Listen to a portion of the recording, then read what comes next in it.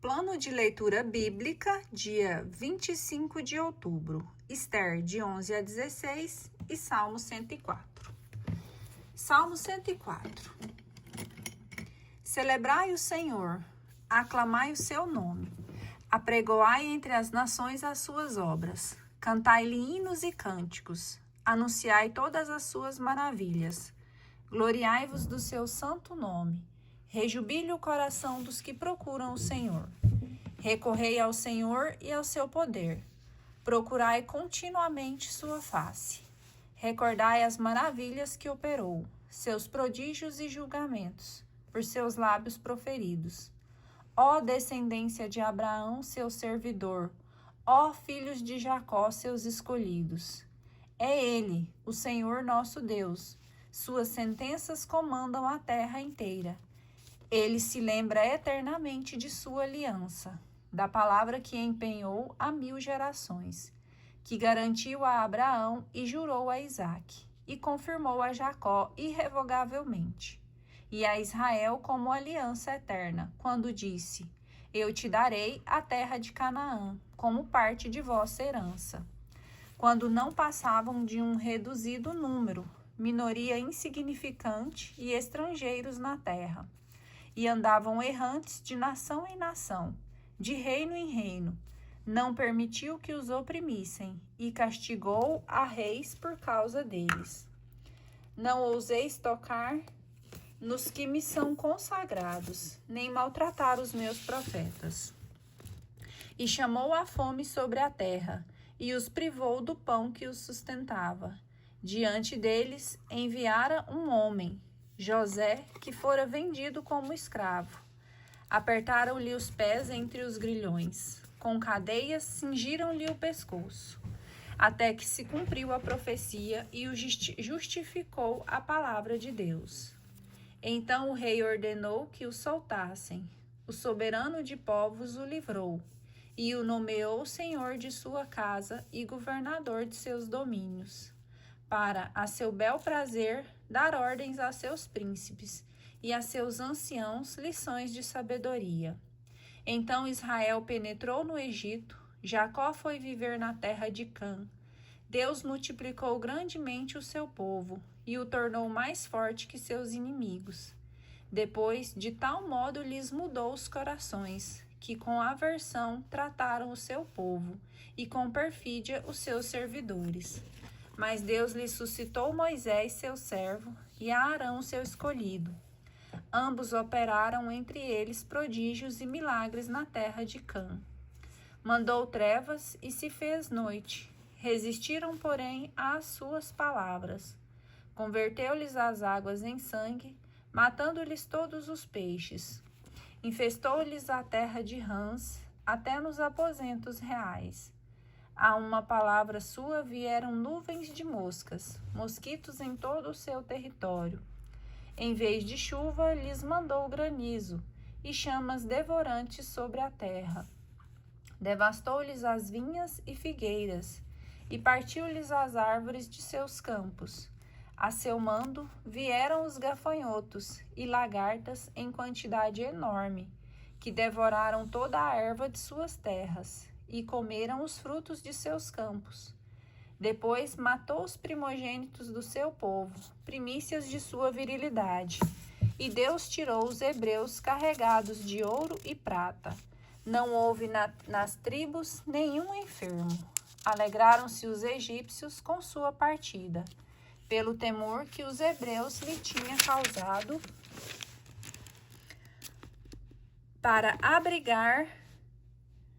Para os abrigar, Deus estendeu uma nuvem, e para lhes iluminar à noite uma coluna de fogo. A seu pedido, mandou-lhe codornizes, e os fartou com pão vindo do céu. Abriu o rochedo e jorrou água como um rio a correr pelo deserto, pois se lembrava da palavra sagrada, empenhada a seu servo Abraão, e fez sair com júbilo o seu povo, e seus eleitos com grande exultação. Deu-lhes a terra dos pagãos, e desfrutaram das riquezas desses povos, sobre a condição de guardarem seus mandamentos e observarem fielmente suas leis.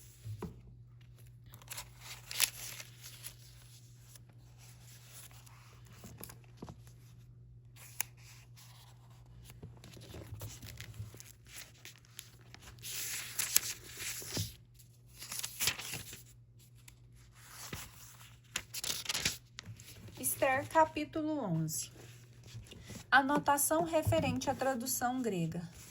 No 4º ano do rei de Ptolomeu e de Cleópatra, Dositeu, que se dizia sacerdote e levita, e igualmente seu filho Ptolomeu, trouxeram a presente carta concernente aos Purim, dizendo que ela tinha sido traduzida por Lisímaco, filho de Ptolomeu, em Jerusalém.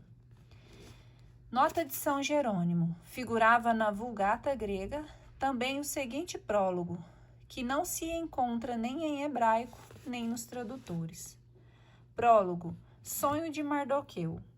No 2º ano do reino de Assuero, o grande rei, no 1º dia do mês de Nissan, Mardoqueu, filho de Jair, filho de Semei, filho de Cis, da tribo de Benjamim, teve um sonho. Havia um judeu estabelecido em Susa, grande personagem, adido à corte do rei. Era do número dos cativos que Nabucodonosor, rei da Babilônia, tinha deportado de Jerusalém, com o rei Jeconias de Judá. Esta foi sua visão: clamores repentinos, tumultos, trovões, um tremor de terra, o terror por toda a terra. Em seguida, repentinamente, avançaram 2 grandes dragões dispostos para acometer um ao outro. Ao grito que lançaram, as nações se comoveram para combater contra a nação dos justos. Foi um dia de escuridão e trevas, tribulação e angústia, perigo e terror sobre toda a terra. O povo inteiro dos justos, cheios de terror, temendo todos os males, julgou-se a ponto de perecer e clamou a Deus. Enquanto levantavam clamores, eis que uma pequenina fonte toma proporções de um grande rio, uma massa de água. A luz apareceu com o sol, os que estavam na humilhação foram exaltados e devoraram os nobres. Depois de ter visto este sonho e o que Deus queria fazer, Mardoqueu se levantou. Até a noite se conservou esse sonho gravado em seu espírito, procurando conhecer seu sentido. Esther, capítulo 12. Denúncia da conspiração. Morava então Mardoqueu na corte com Gábata e Tares, 2 eunucos do rei, porteiros do palácio. Teve conhecimento de seus projetos e penetrou em seus desígnios. Descobriu que eles se propunham a levantar a mão contra o rei Assuero e os denunciou. O rei fez o inquérito. Eles confessaram e foram conduzidos ao suplício. O rei mandou registrar esses acontecimentos na crônica e Mardoqueu tomou também nota disso. O rei lhe assinou uma função no seu palácio e, em prêmio de seus serviços, lhe fez presentes. Mas Amã, filho de Amadates, o Agagita, que gozava da consideração do rei, odiava Mardoqueu e seu povo por causa dos 2 eunucos reais que tinham sido condenados à morte. Aqui termina o prólogo. Nota de São Jerônimo. O que se segue também achamos somente na Vulgata e precisamente depois daquelas palavras. E entregaram ao saque os seus despojos. Esther, capítulo 13.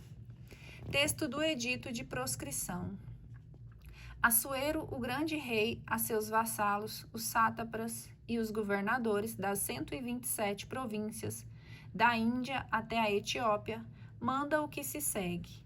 Embora eu seja o chefe de numerosas nações e tenha submetido o mundo inteiro, não quero de modo algum abusar da grandeza de meu poder. Quero, por um governo de clemência e de doçura, oferecer a meus súditos uma existência de tranquilidade perpétua e, procurando para meu reino até seus confins, a calma e a segurança, garantir a paz, objeto de desejo universal. Tenho, pois, perguntado a meus conselheiros como isso se podia realizar, e um deles, chamado Amã, superior a todos por sua sabedoria e fidelidade, que ocupa o primeiro lugar depois do rei, me fez conhecer que há um povo mal intencionado, disperso entre os outros povos do mundo, de costumes contrários aos outros, que despreza constantemente as ordens do rei, a ponto de ameaçar a concórdia que reina em nosso império. tendo, portanto, sabido que essa única nação, em oposição perpétua com o restante do gênero humano, destruindo os costumes por leis estranhas, malévola para com tudo o que nos diz respeito, comete as piores desordens e compromete assim a ordem pública no reino. Por essas razões, ordenamos que todos aqueles que vos são indicados pela carta de Amã, o homem que está à frente de nossos interesses e que nos é um segundo pai, sejam todos radicalmente exterminados, mesmo mulheres e crianças, pela espada de seus inimigos, sem nenhuma compaixão nem clemência, no dia 14 do 12º mês chamado de Adar, do presente ano. Desse modo, esse povo, nosso inimigo de outrora e de agora, lançado violentamente no mesmo dia na região dos mortos, deixará para o futuro prosperarem em paz nossos negócios. Aqui termina a cópia da carta. Nota de São Jerônimo. O que segue encontrei no texto grego, depois da passagem em que se lê. Mardoqueu se retirou e fez o que Esther pedia, e não existe no texto hebraico nem em tradutor algum. Oração de Mardoqueu. Então Mardoqueu orou ao Senhor, recordando tudo o que tinha feito. Senhor, disse, Senhor, Rei Todo-Poderoso, tudo está realmente no vosso poder, e ninguém pode resistir à vossa vontade, se tendes resolvido salvar Israel. Fizestes o céu, a terra e todas as maravilhas que estão sobre a abóbada celeste. Sois o Senhor universal, e ninguém poderia opor-se a vós, Senhor. Conheceis tudo e sabeis que não foi nem por espírito de soberba, nem por presunção, nem por vanglória, que recusei prostrar-me diante do orgulhoso Amã. Voluntariamente, para salvar Israel, eu beijaria os vestígios de seus pés, mas procedi assim por temor de colocar a honra de um homem acima da glória de Deus. Não adorarei jamais a ninguém senão vós, e contudo não farei isso por orgulho. E agora, Senhor, que sois meu Deus e meu Rei, Deus de Abraão, poupai vosso povo, pois vossos inimigos nos querem arruinar e destruir vossa antiga herança. Não desprezeis a vossa porção, que vos resgatastes do Egito. Ouvi minha oração, sede propício para com a partilha de vossa herança, e mudai em gozo nossa dor, a fim de vivermos para celebrar vosso nome. Senhor, e não fecheis a boca daqueles que vos louvam ao Senhor. Todo Israel clamava também ao Senhor, com todas as forças, porque tinham a morte diante dos olhos. Esther, capítulo 14. Oração de Esther. Por sua parte, a rainha Esther, tomada de uma angústia mortal, recorreu ao Senhor. Depôs suas vestes suntuosas e vestiu-se com roupas de aflição e de luto. No lugar de essências preciosas, cobriu a cabeça com cinzas e poeira. Afligiu duramente o seu corpo e por todos os lugares onde costumava alegrar-se, espalhou os cabelos que se arrancava. Dirigiu esta prece ao Senhor Deus de Israel. Meu Senhor nosso Rei, assisti-me no meu desamparo, porque não tenho outro socorro senão vós. E o perigo que me ameaça, eu toco já com as mãos. Aprendi desde a infância no seio da minha família, que vós, Senhor, tendes escolhido Israel entre todas as nações e nossos pais, entre todos os seus antepassados, para deles fazer vossa herança perpétua, e que tendes executado todas as vossas promessas. Agora pecamos na vossa presença, e nos tendes entregado nas mãos de nossos inimigos, e por termos adorado seus deuses. Vós sois justos, Senhor. Ora, presentemente não lhes basta a amargura de nossa escravidão, mas colocaram suas mãos sobre as mãos dos ídolos. Em sinal de que querem abolir que os vossos lábios decretaram aniquilar vossa herança, fechar a boca daqueles que vos louvam, extinguir a glória de vosso templo e de vosso altar, a fim de proclamar pela boca dos vossos pagãos o poder de seus ídolos e de magnificar eternamente um rei de carne. Ó Senhor, não entregueis vosso cetro àqueles que não existem, que eles não se riam de nossa ruína. Fazei cair sobre eles o seu projeto e tornai um exemplo para todo aquele que por primeiro nos atacou. Lembrai-vos de nós, Senhor. Manifestai-nos no dia da tribulação. Dai-nos coragem, Senhor, Rei dos deuses e dominador de todo o principado. Colocai em seus lábios palavras prudentes, na presença do leão, e fazei passar seu coração para o ódio daquele que é hostil, a fim de que ele pereça, ele e todos os seus parceiros. E a nós, que a vossa mão nos livre. Assisti-me no meu abandono, a mim que não tenho senão a vós, Senhor. Conheceis tudo, sabei que detesto a glória dos ímpios e que tenho horror ao leito dos incircuncisos e estrangeiros.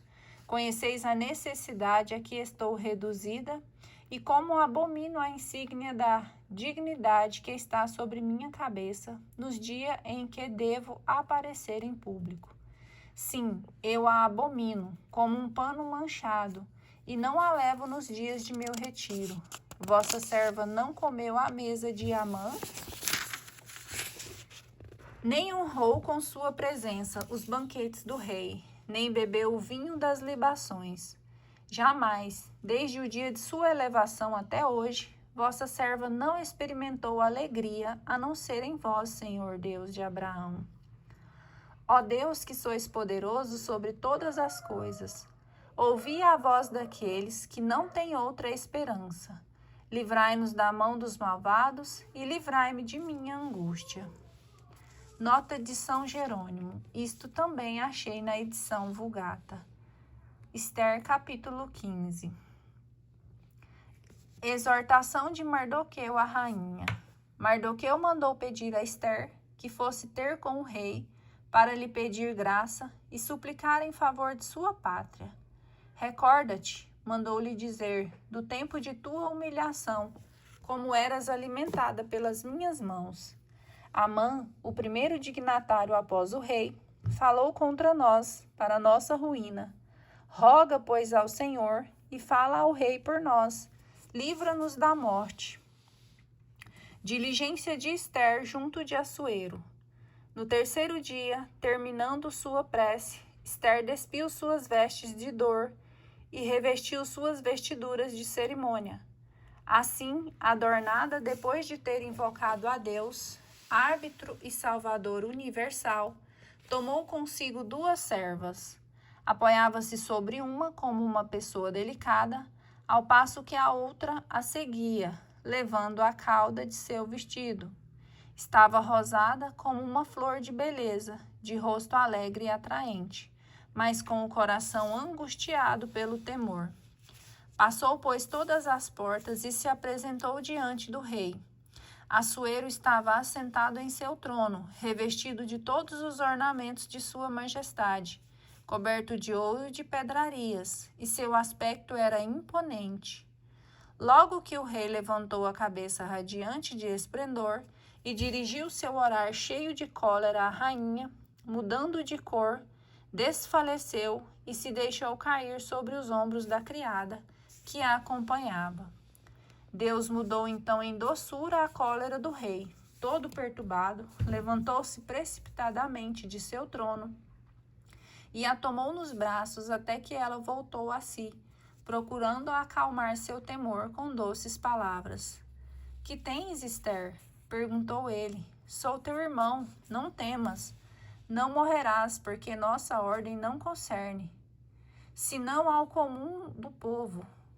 Vem, levantou o cetro de ouro e o aproximou-se de seu pescoço e a beijou, dizendo: Fala comigo. Meu Senhor, eu te vi como um anjo de Deus, e o temor de tua majestade pôs no avesso meu coração, porque és maravilhoso, Senhor, e teu rosto está cheio de graça. Dizendo estas palavras, desfaleceu de novo sem sentidos, o que encheu o rei de consternação. enquanto todos os seus servos procuravam reanimá-la. Nota de São Jerônimo, cópia da carta desconhecida do texto hebraico que o rei Artaxerxes Assuero enviou a todas as províncias do seu reino em favor dos judeus. Ester, capítulo 16. O edito de reabilitação dos judeus. Eis a cópia da carta, Assuero, o grande rei, aos 127 sátrapas, aos governadores das províncias, desde a Índia até a Etiópia, e a todos os que dirigem nossos negócios, saudação.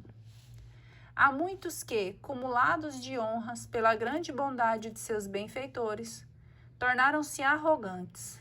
Não somente se deram a oprimir nossos súditos, mas, incapazes de se contentar com as honras recebidas, moveram maquinações contra aqueles que os tinham beneficiado. E não contentes em banir do meio dos homens o sentimento de gratidão, chegam até a imaginar na inchação faustosa de uma sorte inesperada poder escapar à justiça, vingança do Deus que tudo vê. Muitas vezes, as insinuações dos encarregados de administrar os interesses de seus amigos arrastaram às calamidades irremediáveis os que detêm o poder e os tornaram cúmplices da morte de inocentes, abusando por uma mentirosa malícia da simplicidade e da probidade dos príncipes.